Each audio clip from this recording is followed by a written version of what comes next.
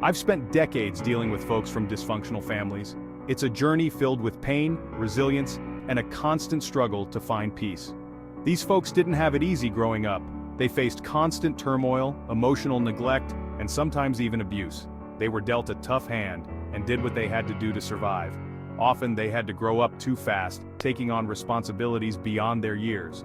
But those survival mechanisms, they can come back to bite them later in life. What once helped them cope can become a source of stress and dysfunction. You develop behaviors that help you navigate chaos. These behaviors become ingrained, almost second nature. But those behaviors don't just disappear when you grow up. They linger, shaping how you interact with the world and those around you. They can stick with you, impacting your relationships, your self-worth, your whole life. The scars of a dysfunctional family run deep, but understanding them is the first step towards healing. Let's talk about isolation. For folks from dysfunctional families, isolation can become a way of life. They build walls around themselves to keep from getting hurt, and sometimes it works. But those walls also keep the good stuff out. They prevent genuine connections and the joy of intimacy. Breaking down those walls takes time, courage, and trust. Yeah, it feels like I'm safe, but I'm also so alone. Control is a big one. It's something we all crave, especially in times of uncertainty. In chaotic environments, it's natural to want to grab onto something to feel a sense of order. We believe that by organizing our surroundings, we can bring some calm to the chaos. These folks become masters of control. They spend countless hours perfecting their environment, believing it will bring them peace. They think if they can keep everything in check, they can feel safe. Every detail is scrutinized, every plan meticulously crafted. But control is often an illusion.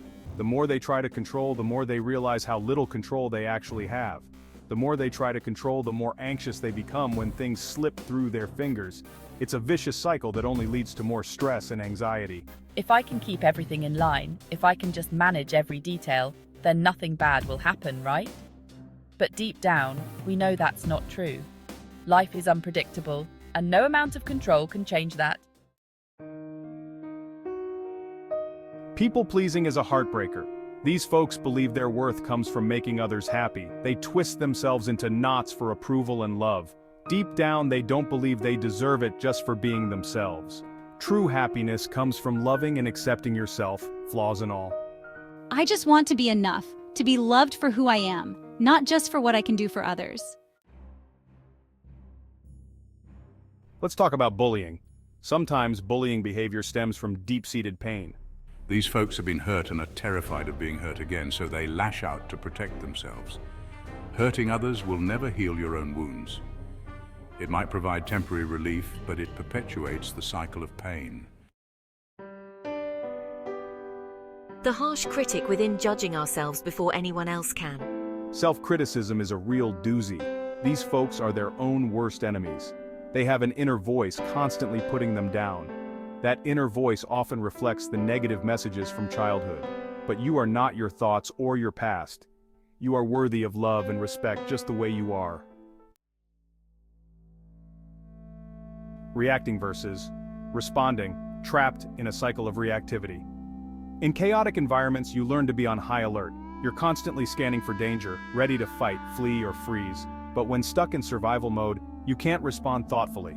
You react impulsively, often out of fear or anger. Those reactions can damage your relationships, career, and life.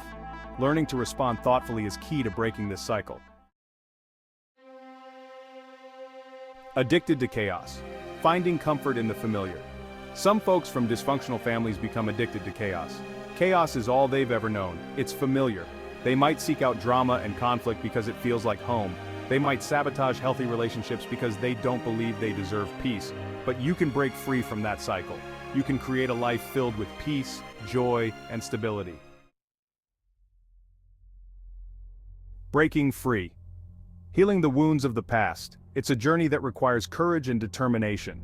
Healing from a dysfunctional family is tough work, but it's possible. It involves facing painful memories and emotions head-on. The first step is understanding those survival traits. These are the behaviors and patterns that once protected you but now hold you back. Recognizing behaviors that hold you back is huge. It allows you to start making conscious changes towards a healthier life. You don't have to do it alone. Support from friends, family, and professionals can make a significant difference. Therapists, counselors, and support groups can help you navigate this journey. They provide tools and strategies to cope and heal.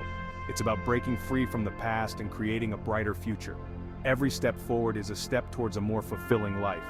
You deserve to heal, thrive, and live your best life. Embrace the journey and celebrate your progress along the way.